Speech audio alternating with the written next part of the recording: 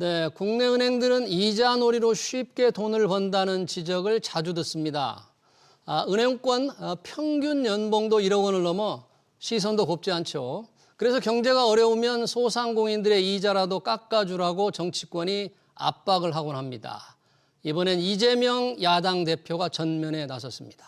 이재명 대표의 은행장 소집 어떻게 봐야 할까요? 두 분과 토론합니다. 신세돈 숙명여대 경제학부 명예교수 주현수 한국금융연수원 교수 나오셨습니다. 어서 오십시오. 네, 반갑습니다. 네, 이재명 대표가 6개 은행장, 시중은행 5개와 IBK 기업은행을 불렀습니다. 한 자리에 앉혀놓고 상생금융 확대 방안을 논의한다는데 야당 대표의 은행장 소집 우선 포괄적으로 어떤 내용과 어떻게 얘기하는지 앞서서 조금 평가를 한번 들어보고 싶습니다. 어떻게 보시는지 신세돈 교수님. 네. 야당 대표 은행장들 한 자리에 불렀습니다. 어떻게 보십니까?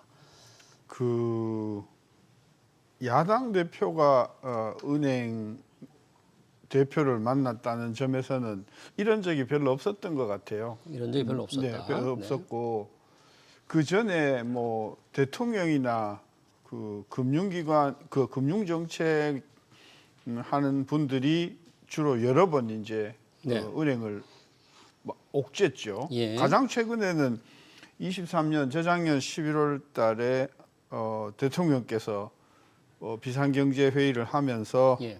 아주 뭐 좀 심한 말로 돈 잔치한다 은행은 그다음에 뭐 우리가 은행의 종노릇하냐 2023년 그렇죠. 네, 11월 달에 그랬거든요. 근데 그런 것도 사실은 적절치가 않은데 예. 그 야당 대표가 한 것은 저는 이게 필요한가 필요하지 않은 거다. 왜 대통령이 그 압박을 해도 실질적으로 큰 혜택이 안 나왔는데 야당 대표가 부른다고 해서 뭐 부르면 안 갈 수야 없을지 몰라도 그렇죠. 또는 전 안 갈 수도 있다고 생각합니다. 뭐 중요한 일이 있어서 못 간다고 할 수도 있을 것 네, 같은데 그럴 만한 은행장 국내에는 없습니다. 네, 그렇죠. 네. 그래서 그런 면에서는 저는 불필요하고 네. 그다음에 그게 배경이 된 게 은행들이 돈을 너무 많이 번다. 그거는 우리가 이제 진짜 많이 버는지 조금 이따 얘기하시면 그러죠. 네. 어쨌든 저는 불필요한 것 불필요하다. 같고 이런 적이 없었다. 별로 효과가 실효성이 없을 실효성이 것이다. 없을 것 같다. 우리 주현수 교수님은 어떻게 보세요? 일단 야당 대표의 은행장 소집 효과가 없을 것 같다. 뭐 실효성이 없을 것 같다. 이렇게 좀 논평을 하셨는데. 예. 일단 타이밍상으로 이제 정치적인 이슈가 있었으니까 그 부분에 대해서 이제 이것이 옳은 일이냐 옳지 않은 일이냐 아니면 적절한 일이냐에 대한 이야기는 나올 수가 있을 것 같습니다. 하지만 저는 조금 다른 방향으로 생각을 해보면 그 한 당의 이제 그 많은 의석을 가지고 있는 어떤 당의 대표가 은행장들을 만나는 게 이슈가 되는 것 자체가 사실은 조금 이상하다라고 생각을 합니다. 아까 교수님께서 말씀하셨지만 실제로 한국 경제에서는 그 야당의 대표가 은행장들을 불러가지고 같이 만나고 저는 부른다는 표현도 조금 이상하다고 생각을 합니다만 그런 일이 별로 없었죠. 이게 어떤 정치적인 이슈로 보면 그게 그 압박감을 받는다라는 이야기가 되지 않습니까? 근데 그렇게 생각하기보다는 그 어떤 국회에서 그 의견 수렴을 하는 과정에서 당 대표가 은행장들과 같이 만나가지고 회의를 하고 거기에서 어떤 큰 그림을 그린다라는 거는 굉장히 이상하지 않은 어떻게 보면 자연스러운 모임일 수 있다라는 거죠.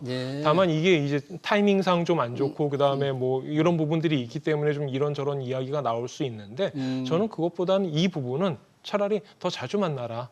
자주 만나라. 여당 대표도 그렇고 야당 대표도 그렇고 관련자들이 있다라고 한다면은 더 자주 만나서 서로 간의 의견을 공유하는 게 더 바람직한 자세가 아닌가라고 생각을 하고 있습니다. 은행권의 얘기를 야당 대표가 좀 들어서 뭐 현장 얘기도 듣고 필요한 상황 요구도 할 수 있고 얘기를 좀 더 오히려 자주 해도 괜찮지 않겠느냐 뭐 그런 이제 말씀이신데 두 분이 보는 시각은 좀 다릅니다만 일단 만나서 그러면 자 무슨 얘기를 할지는 여러 가지 얘기들이 나오고 있습니다. 뭐 소상공인 자영업자들의 지원 확대 요구 방안이 있을 수 있고 요번에는 또 대출 금리에서 가산 금리라고 있습니다. 우리 대출 금리 설정할 때 지표 금리에다가 더해주는 금리도 요걸 좀 깎으려고 하지 않나 뭐 이런 얘기들이 우선 있습니다. 자 그런 상황에서 지금 탄핵 정부 여파로 굉장히 자영업자들 어려우니까 조금 은행들이 좀 더 지원을 늘리면 어떻겠느냐 이런 요구를 지금 야당이 하고 있기 때문에 그 필요성, 은행권의 상생금융 확대 좀 필요하다 이런 지적도 있는데 혹시 그 부분? 아까 뭐 야당 대표 아니라 뭐 누구라도 네. 누구라도 금융기관 대표를 만날 수 있다. 만날 수 있다. 만날 수 있죠. 예. 근데 뭔 이야기를 하느냐에 따라서 다른 거죠. 무슨 얘기를 무슨 할까? 이야기를 하는가. 무슨 얘기를 할까? 이번에 만나면 분명히 그 이야기 할 거거든요. 너가 금리 너무 높다. 금리 높다. 낮춰라. 낮춰라. 그런 이야기 할 거 아니에요? 네, 뭐 그런 얘기를 하지. 부분이라고 금리- 하면 저는 매우 부적절하다 그런 이야기죠. 그런- 그래서 예. 왜 그러냐면은 가산금리를 압력에 의해서 못 올리도록 하면 예. 대출 받는 사람의 입장에서는 좋겠죠. 그렇죠. 근데 부작용이 나죠. 부작용이 있을 수 있다. 왜냐하면 대출의 규모가 확 늘어날 것 아니에요. 그다음에요. 그렇게 가산금리를 낮춰서 금융기관의 수익 상태가 안 좋아지면 네. 은행들이 가만히 있냐고요. 예금금리 분명히 안 올려줄 거거든요. 네. 더 낮추거나. 더 낮추거나. 그러니까 한쪽에서 대출금리를 낮춰라라고 압력을 주면 네. 은행에서는 반드시 반대로 다른 금리를 예금금리를 낮출 거란 말입니다. 그러니까 네. 결국은 뭐냐면 무슨 이야기가 되냐면은 대출 받는 사람들에게 혜택을 주기 위해서 예금하는 사람에게 피해를 주는 이런 이야기가 나올 거란 말이죠. 네. 그게 아니라고 하면 은행 직원들 급여를 깎아라. 지금 깎아라. 그런 압력이 되지 않겠어요? 그래서 금융기관, 뭐 우리나라가 지금 뭐 이렇게 관치금융이 뭐 어제 오늘의 일은 아닙니다만은 그동안은 정권을 잡은 행정부가 관치를 했다고 하면 이제는 의석수를 바탕으로 해가지고 예. 최대 야당마저도 이렇게 관치를 해버리면 전 이것이 한국의 금융산업 발전에 저는 매우 부적절하다. 저는 그런 관점에서 길게 보면 물론 뭐 충분히 이해는 돼요. 그렇게 함으로써 정치적으로 득점을 하고 뭐 그런 의도가 깔린 것은 제가 이해는 되나 이게 금융산업을 제가 40년 지켜보면서 예. 그동안은 집권 여당이 그렇게 금융산업을 이렇게 압박을 해가지고 못 살게 굴더니 예. 이제는 야당마저 그래버리면 조금 있으면 예를 들면 뭐 노조도 뭐 거둘 것이고 정치적인 세력이 있는 사람이 다 거두지 않겠습니까? 그런 면에서 금융산업에 대한 부당한 저는 개입이다 이렇게 보는 부당한 거죠. 개입이다. 일단 야당에서 이재명 대표와 이제 야당의 정무위원들이 은행장과 만나서 가산금리 얘기를 할 것 같다는 우리가 그런 기본 전제를 깔고 지금 말씀하시는데 그렇게 금리를 낮춰라고 할 경우에 부작용이 생긴다. 그러면 예금금리도 오르지 않을 것이고 다른 부분에서 문제가 생기지 않겠느냐. 자, 가산금리가 지금 문제가 되고 있는 것은 야당이 오래전부터 이 가산금리 뭔가 좀 낮추려고 하는 확실한 움직임이 지금 있는 겁니까, 야당은? 예, 뭐 이 부분에 대한 얘기는 사실 은행법 개정안이 나오면서 계속해서 이야기가 되어 왔었죠. 야당이 낸 은행법 개정안이죠? 네, 맞습니다. 예. 이게 사실 이번에 처음 나온 것도 아니고 이전부터 계속해서 개정안이 발의가 되기는 했었습니다. 예. 이번 같은 경우에는 이제 가산금리가 이슈가 된 게 가산금리 산정을 할 때 여기에다 이제 어떤 것들을 우리가 포함을 시켜가지고 그 다음에 이 가산금리를 결정을 하느냐라는 부분이 있는데 포함됩니까? 이거를 이제 법으로 결정을 하겠다라는 거죠. 그래서 이번 은행법 개정 작업에는 어떻게 돼 있냐 하면은 예. 지급준비금이나 아니면은 예금자 보험법에 대한 보험료, 그 다음에 각종 그 금융진흥원들이 있는데 여기에 들어가는 출연료 예. 이런 부분에 대한 것들이 가산금리 산정에 들어가면 안 된다라고 이야기를 하는 겁니다. 그걸 가산금리 산정할 때 넣지 마라. 그렇게 안 넣으면 가산금리가 좀 떨어진다 그런 얘기죠? 예, 그렇게 되겠죠. 아무래도 이 부분에 이제 절대적인 규모가 조금 있다라고 생각이 든다면 이 부분은 틀림없이 가산 금리를 결정하는 데 있어서 뭐 예를 들어 가산 금리를 낮추는 효과를 발휘할 수도 있겠죠. 예.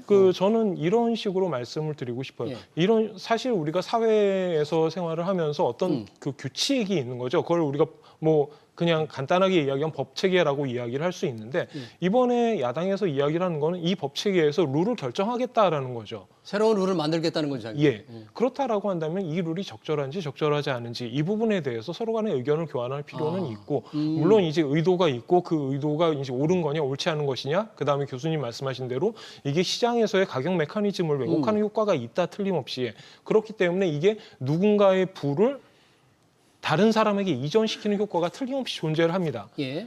그렇다면 이런 식으로 룰을 정하는 것이 바람직한 것이냐 아니면 다른 방법을 생각해 봐야 되는 것이냐 예. 이런 부분이 조금 더 그 철두철미하게 예. 검토가 되고 서로 간에 논의가 돼야 된다라는 점에서 뭐 그런 부분을 좀 생각해야 되지 않나라고 생각합니다. 예. 이미 야당 주도로 은행법 개정안을 발의를 했는데 그 안에 들어가 있는 가산금리 기준 중에서 예금보험료, 출연료, 지급준비금에 관련된 거는 가산금리 산정하지 마라, 넣지 마라. 그래서 가산금리를 떨어뜨리겠다는 게 이게 과연 적정하냐 아니냐. 조금 기술적인 문제가 되겠습니다만 어떻습니까? 야당이 발의한 가산금리 할 때 이런 거 빼서 좀 낮춰라 하는 그 주장. 전제를 합시다. 예? 그렇게 해서 아까 말씀하신 대로 그런데 들어가는 출연금에 의한 뭐 비용 상승으로 인해서 가산금리를 올렸는데 그걸 이제 없애면 네. 뭐 지금 제시된 방법대로 가산금리가 좀 낮아진다고 합시다. 예. 그러면 은행들이 가만히 있겠냐는 것이죠. 은행들이 다른 방법을 쓸 거다. 그렇죠. 저는 그 예금금리가 저는 가장 손쉬운 이익을 보충하는 수단이었다고 생각합니다. 예. 그러네. 따라서 기준금리가 예를 들면 내려가면 대출금리보다도 예금금리가 훨씬 더 빨리 많이 내려갑니다. 보통 그렇죠. 네. 예, 그러니까 그건 뭐냐면 은행들이 상당히 그 자기네들의 이익을 확보하기 위해서 예. 시장을 왜곡해 온 부분이 있다. 근데 그 이유가 뭐냐 하면 저는 은행의 사실상의 독과점 체제를 정부가 그걸 인정해 왔다는 것이죠. 네. 그러니까 좀 더 경쟁 체제를 도입을 해서 쉽게 이야기하면 시중은행을 더 많이 설립을 하도록 해주면 네.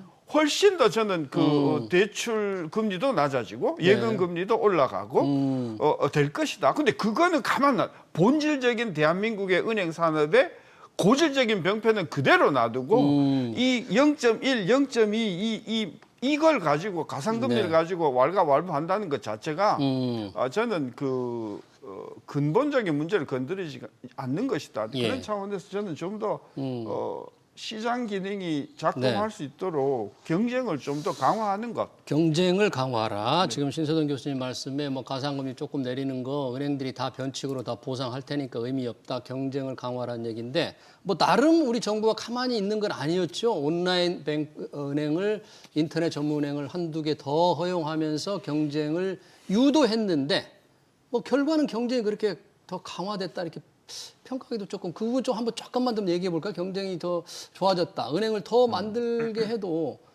뭐 오프라인 실제 은행을 더 만들어주는 게 굉장히 어렵잖아요. 만들기도 좀 현실적으로도 어려운 면도 있는 것 같아요. 쉽지 않은 부분이 있는 거죠. 지금 저는 교수님 말씀에 동의하는 부분이 네. 있습니다. 경쟁을 강화해야 된다. 틀림없이 좋은 이야기이고 맞는 이야기입니다. 그리고 이쪽으로 노력을 안 했느냐 하면 그거는 아닌 것 같아요. 예를 들어 조금 전에 말씀하신 것처럼 뭐 K뱅크라든가 아니면 이런 쪽에 인터넷 뱅킹들이 생기기도 했고 그다음에 오프라인 뱅킹 쪽을 생각해 봤을 때 결국 이게 저축은행의 형태로 나타나서 이런 부분에서 이제 조금 다른 시장을 보고는 있습니다만 예. 이런 식으로 해서 어느 정도 경쟁을 일으키려는 노력도 있었던 거는 사실이죠. 예. 하지만 우리가 보기에 이제 교수님께서 말씀하시는 것처럼 충분히 경쟁력을 갖추고 있느냐라는 측면에서 본다면 아직까지도 이 부분은 좀 미흡하다.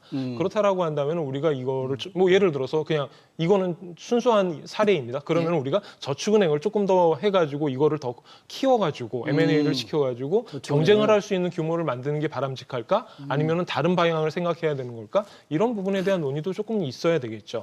그리고 전체적으로 봤을 때 지금 이러한 식의 어떤 행정 편의주의적인 그 금리를 결정하는 자로서의 역할은 점점 더 줄여야 되는 거는 저는 교수님 의견이 맞다라고 생각을 하고 있습니다. 지금 이제 야당 대표가 은행장들을 소집하니까 뉴스에 스포트라이트를 봤는데 사실 은행장들 아까 말씀하셨듯이 신태성 교수님이 말씀을 해주셨지만 은행권을 때리기 시작한 거는 윤석열 대통령입니다. 2022년 취임한 후 곧바로 이런 얘기를 했어요. 은행들이 손쉬운 이자 장사를 하고 있다.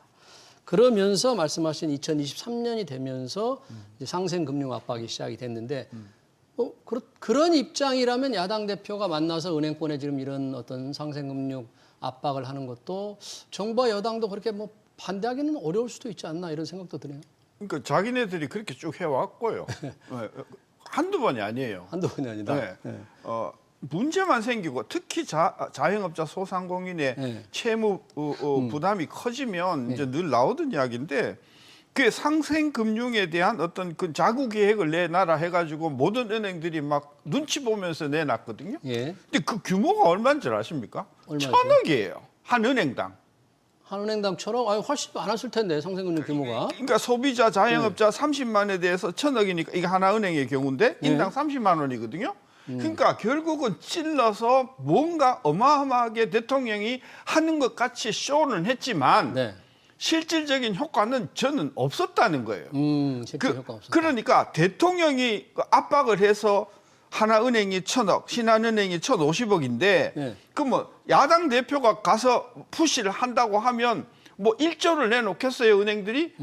기껏 해봐야 눈치빨로 뭐 몇백억 정도일 텐데 예. 그걸 가지고 국민들은 와 뭔가 참 야당 대표가 엄청난 일을 했구나 이렇게 해석할지 몰라도 예. 금융을 보는 사람 입장에서는 이거 진짜 이거 하는 신용만 내는 것이지 실질적으로 소비자 자영업자들한테 아무 도움이 안 되는 거란 말이죠. 이제 이런 것 좀 고만하고 예. 좀 더 경쟁을 키우는 게 아까 이제 경쟁을 좀 더 강화해야 강화하는 된다고 거. 하니까 이제 저축은행 말씀하셨는데 저는 그런 차원이 아니고 예.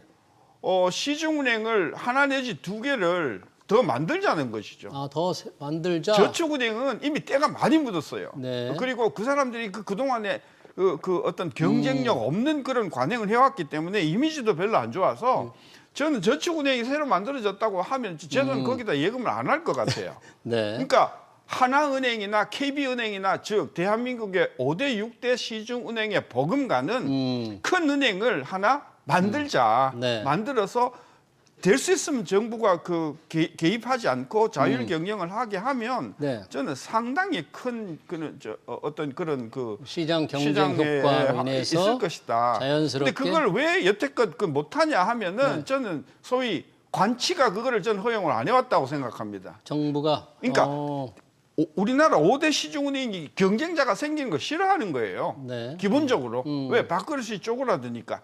그래서 이런 거를 큰 것을 하는데 저는 우리 야당 대표께서 네. 나가서 이야기하시면은 저는 박수 치고 제가 지지를 하겠지만은 네. 얼마 되지도 않은 그 1인당 몇십만 원 꼴에 도움이 될지 말지 한 걸 가지고 한다고 이렇게 불러싸면은 네.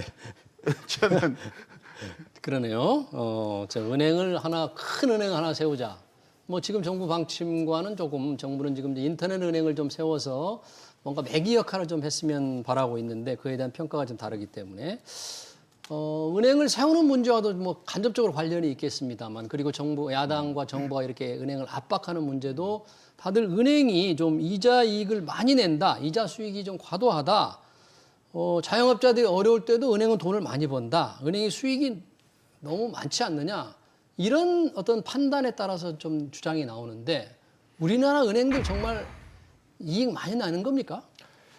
뭐 여러 가지 얘기를 해볼 수가 있겠죠. 네. 일단 숫자만으로 본다면은 24년 3분기 기준으로 해서 국내 은행 기준으로 보면 당기순이익이 6.2조 원입니다. 6조 2천억. 네. 그런데 SK하이닉스의 3분기 순이익은 5.7조 원이에요. 5조 7천억. 네. 그러면은 제가 일부러 숫자를 비슷하게 예, 예, 맞춰가지고 예, 가져와 예. 봤는데요. 한 기업이 물론 이제 SK하이닉스라는 건 반도체 쪽에서 굉장히 큰 그 세일즈 포스를 가지고 있습니다만 이런 식으로 봤을 때 전체적으로 우리나라 국내 은행들의 당기순이익이 높은 수준이냐 그러면 사실 조금 애매한 부분이 있습니다. 예. 예를 들어서 월드뱅크에서 2021년 자료를 가지고 와가지고 예. 국가별의 은행업 이제 세후 ROE를 계산해 가지고 나오네요. 국가 이제 크로스 컨트리로 국가별로 비교를 하기 위한 이익을 건데 얼마나 냈는지. 네. 예. 여기에서 보실 때 한국 은행들이 ROE가 충분히 높다라고 보기에는 조금 어려운 수준이에요. 그냥 뭐 에버리지 정도는 하고 있는 것 같다. 예. 뭐 그 정도가 되고 있지. 여기에서 뭐 경쟁을 통해 가지고 어떤 새로운 수익을 올리고 있다. 예. 그 정도는 아니다라는 거죠. 수익성이 높진 않다. 다른 나라에 비하면 우리나라 네, 은행들이. 그렇습니다. 예. 그러니까 금융업이 발전돼 있는 국가가 아니에요. 한국 같은 경우에는 항상 이 부분의 얘기가 나오죠. 그래서 금융허브에 관련된 이슈들도 나오고 예. 그래서 이제 교수님께서 계속해서 경쟁에 대한 이야기를 강조하시는 부분이 있고 그런데 전체적으로 봤을 때 금융에 대한 경쟁력을 살리기 위해서는 그렇다라고 한다면 뭘 해야 되느냐? 일단 가장 먼저 이야기를 하는 게 경쟁을 어떻게 일으킬 것이냐? 그 부분에서 관치 금융이라는 그 이슈를 어떤 식으로 떼어낼 것이냐? 이제 이 부분이 중요하다는 얘기가 되는 거죠. 예. 이런 이제 관이 취한 정부가 다스리는 은행권을 지배하는 상태에서 지금 정치권까지 나서서 이러고 돼 있는데 만약 이렇게 된다면 지금 은행들 지금 우리가 밸류업 기업 가치를 높인다 밸류업에서 좀 가장 기대가 모아지는 게 금융업이거든요. 특히 은행업이거든요. 밸류업이 좀 더 될 거다. 왜냐하면 지금 은행업이 주가 순 자산 비율이나 이런 거에 비해 상대적으로 낮으니까 기대가 될 것 같은데 이런 야당 대표 은행장 소집이라든지 또는 관치가 계속되는 상황에서는 상당히 이것과는 어긋나는 거 아니겠어요? 정부가 추진하는 밸류업과는 또. 저는 이게 밸류업 이야기를 네. 특히 관치의 주범이라고 할 수 있는 기재부나 금융위에서 이게 몇 년 전서부터 되게 이야기 떠들었잖아요. 밸류업, 네. 자기네들이 망쳐놓고서 자기네들이 간섭을 해가지고 온갖 그냥 손발에다가 규제를 다 묶고 조금만 이익이 난다 싶으면 그 많은 것도 아닌데 예. 그거다 뭐 몇천억을 띄어가지고 상생하라고 막 이렇게 해서 이 우리나라의 금융산업이 진짜 걸레같이 되게 만든 장본인들이 나서서 뭐 밸류업을 한다는 것 자체가 안 될 거다 저는 이런 식으로 하면 그런 네? 식으로 하면 네 그래서 밸류업 이야기 꺼내지 마라. 그리고 진짜 정부가 밸류업을 하고 싶으면 규제를 풀어라. 그리고 더 이상 금융권의 인사에 개입하지 말고 진짜 능력 있는 사람들이 스스로 자체내서 네. 금융기관의 수장이 되는 그런 체제만 정착을 시켜 놓아도 네. 우리나라 금융기관은 능력과 수익에 따라서 가치가 올라가는구나. 그런 시스템이구나. 그러면 저절로 올라가는 거 아니겠어요? 네. 곳곳에서 금융기관 인사에 관여를 하고 곳곳에서 요즘 금융기관 인사 직접 가입 안 할 것 같은데요. 안 하는 것 같지만은 네, 또 하고 있어요. 다 알고 있는 그래요? 사실 아닙니까? 그러니까 뭐 여러 가지 임원진이나 또는 뭐 수장이나 하는데 전부 그리고 오는 사람들이 보세요. 대부분 다 기재부 출신들이 오시지 않습니까? 네. 그런 면에서 근본적인 문제는 그대로 두고서 밸류업을 한다는 것, 정부의 특히 정부의 그런 그 제스처가 저는 네. 어불성설이다. 네. 그리고 진짜 밸류업을 하고 싶으면 그 밸류업을 결정짓는 주 세력은 금융기관 스스로라는 것이죠. 네. 금융기관 스스로가 이게 자기네들의 그 가장 본업인데 스스로 놔두면 잘할 건데 각종 그냥 그 규제와 묶어놓고 규제해놓고서는 압력으로 또 입 싹 닫고는 뭐 밸류업을 하라고 그러니까. 그러니 저는 이게 정말 우리나라 금융산업이 발전을 못한 이유는요 네. 관치다. 관치다. 관치금융. 자, 얼마나 이게 관치가 이제 많이 개선이 되고 있다는 게 일반적인 평가입니다만 그래도 여전하게 관치가 계속되고 있다고 신세동 교수님 말씀해 주셨고 그런 상황에서 야당까지 나서니까 이 투자자들에겐 조금 부정적인 메시지가 되지 않을까 우려됩니다. 사실 이재명 대표가 이제 은행장을 소집하니까 2023년이 좀 생각이 나는데요. 당시 정부가 은행들을 압박하면서 상생금융으로 압박하면서 야당에서는 특히 이재명 대표가 횡재세를 도입해야 된다고 주장했습니다. 당시 횡재세가 석유 회사들의 좀 얘기가 되고 있을 당시였어요. 근데 은행에도 횡재세를 도입해야 된다고 했는데 이 부분은 지금은 조금 유야무야 됐습니다. 어떻게 보십니까? 당시 야당이 주장한 횡재세. 일단 지금 설명해 주신 거와 마찬가지로 횡재세라는 개념은 외부적인 요인에 의해서 가격이 급등한다라든가 이런 부분에 의해서 비정상적인 수익이 발생하게 되면 그 일부를 세금으로 걷어들이겠다라는 개념입니다. 예. 그래서 예를 들어서 러시아 우크라이나 전쟁이 발생해가지고 유가가 급격하게 올라갔다. 그래서 석유 회사들이 많은 수익을 냈다라고 한다면 그 중에 일부분을 일회성 세금으로 아니면은 뭐 여러 번에 걸쳐서 그런 식으로 세금을 징수하겠다라는 개념인 거죠. 예. 일단 한 가지만 말씀드리겠습니다. 횡재세에 대해서 찬성할 수도 있고 반대할 수도 있어요. 저는 다만 한 가지는 지적하고 싶은 게 얘는 세금이다. 라는 점입니다.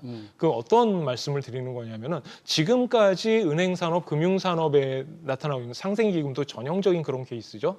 세금에 의한 시스템이 아니고 자의적으로 사실 팔을 비틀어서 제도에 없는 방식으로 돈을 객출하게 강제화시키는 데 문제가 있다라고 생각을 해요. 예. 세금 시스템으로 들어가게 되면 그런 점에서는 한 발자국 더 나간다라고 생각을 합니다. 물론 이제 은행에 대해서 횡재세를 과연 징수할 수 있느냐, 어떤 외부성이 있길래 은행이 더 추가적으로 돈을 벌어서 그 추가적인 수익에 대해서 세금을 거둘 수 있느냐와 같은 그런 논리적인 이제 논쟁은 있을 수가 있겠죠. 하지만 그 부분을 자체에 놓고 생각해 본다라고 한다면 지금까지 우리나라 금융산업에서 이른바 팔 비틀기 아니면 관치금융식의 어떤 비자발적인 출현 같은 그런 부분보다는 오히려 이 부분이 한 발자국 앞서 나가는 아니면 반발자국이라고 표현하더라도 그러니까 횡재세가 은행권에 대한 횡재세가 타당하냐 아니냐는 다른 문제이고 비자발적 강요하는 것보다 적법 절차를 바탕으로 하는 거는 뭐 얘기할 수 있다 이런 얘기네요. 예, 차라리 그게 낫다라는 거죠. 그러네요. 지금은 뭐 횡재세를 얘기하는 것 같지는 않아요. 지금은 이제 횡재세는 꺼내는 것 같지는 않고요. 가산금리라든지 상생금융 압박 이걸 얘기하는 것 같습니다. 오늘 마침 은행권에 대한 야당의 압박과 관련해서 조금 은행들이 돈을 많이 버느냐 안 버느냐 이런 문제와 조금 관련이 있을 것 같은데 KB국민은행 노조가 임금 인상률 2.8%에 성과급 300% 더하기 1,000만 원을 요구하면서 파업을 추진하고 있습니다. KB국민은행의 평균 연봉은 1억 2천만 원인데 이런 상태에서 은행 노조의 이런 파업 경고는 어떻게 해석해야 될까? 이러니까 뭔가 이 외부의 압박이 많이 들어오나 돈을 압력을 들어오나 이런 생각도 갖게 만듭니다. 야당 대표가 저분들을 먼저 만나야죠. 노조원들을 네. 만나서 네.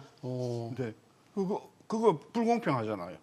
경영진은 만나고 예. 저렇게 부당하게 주장하는 사람은 왜 안 만나냐는 거죠. 아까 횡재세 이야기가 나왔는데요. 횡재세. 네. 옛날에 이게 1900 언제인지 모르겠는데 어떤 유가가 폭등하면서 이제 이 문제가 미국에서 불거져 가지고 도입이 됐어요. 예. 근데 해보니까요 실제로 거치질 않아요. 왜? 다 빠져나가요. 법을 네, 도입했는데도. 그러니까 괜히 그 소리만 요란하지 예. 은행들이나 뭡니까 정유회사들이 다 빠져나가게 돼 있습니다. 그리고 그 결과는 뭐냐 하면 그렇게 이렇게 그 석유 수익에 대한 세금을 물리니까 석유 회사들이 국내에서 생산 안 하고 네. 전부 수입을 해버린 겁니다. 그래서 미국이 석유 산업이 오히려 후퇴하는데 결정적인 역할을 한 게 횡재세였다는 게 이미 판결이 났습니다. 네. 따라서 우리나라 이 횡재세는 전 더 이상 야당이 이거를 주장을 못할 거라고 생각해요. 네, 그래서 그런지 지금 주장은 안 합니다. 이거는 왜냐하면 정의 자체가 굉장히 애매합니다. 네. 지난번에 낸 게 뭐냐면 지난 5년 평균 수익을 기준으로 잡아서 거기에 대해서 20%를 더 벌어들이는 경우에 벌어들인 것의 40% 범위 내에서 돈을 걷어가지고 이걸 세금이라 그러셨는데 세금이 공평하게 써야 되잖아요. 어디에다 쓰냐 하면은 자영업자나 소상공인에게 특별히 어려운 쪽에다가 그 돈을 주겠다라고 하니까 결국은 저는 이렇게 하면 금융기관 다 빠져나가고요. 실제 도움도 별로 안 되고요. 불필요한 전 사족이다. 네, 여튼 지금은 야당에서 횡재세를 주장하지 않지만 2023년에 그랬다는 얘기고요. 마지막으로 주현수 교수님께 그러면 지금 은행장들 야당 대표와 만나서 뭔가 상생금융 얘기가 나오고 은행들은 돈을 많이 번다는 지적도 있는데 뭔가 좋은 해결책은 없을까요? 이런 상황에서 어떻게 했으면? 사실 지금과 같은 상황에서 무슨 좋은 해결책이라는 거는 사실 찾기 힘들 겁니다. 다만 제가 다시 한번 강조합니다만 차라리 자주 만나서 어떤 컨센서스를 만들든 아니면 서로 간의 차이점을 확인을 하던 그 자리에서 어떤 결론을 내리고 그 다음에 다음 걸음이 무엇이 될지를 서로 간에 상의하고 그 다음에 룰에 따라서 규칙에 따라서 만약에 많은 사람들이 그 규칙을 원한다라고 한다면은 은행 업권에서는 물론 우리의 이익에 도움이 되지 않을 거다라고 하더라도 억지로 따라가는데 전혀 문제가 없을 거예요. 하지만 지금까지는 그런 부분이 아니었으니까 그 룰을 만들 때 서로 간에 좀 토론을 많이 하고 그런 자리를 훨씬 더 많이 만드는 게 오히려 더 중요한 시점이다라고 생각을 합니다. 네, 잘 알겠습니다. 야당 대표의 은행장 소집 관련 토론 여기서 마치겠습니다. 지금까지 신세돈 숙명여대 경제학부 명예교수, 주현수 한국금융연수원 교수였습니다. 고맙습니다.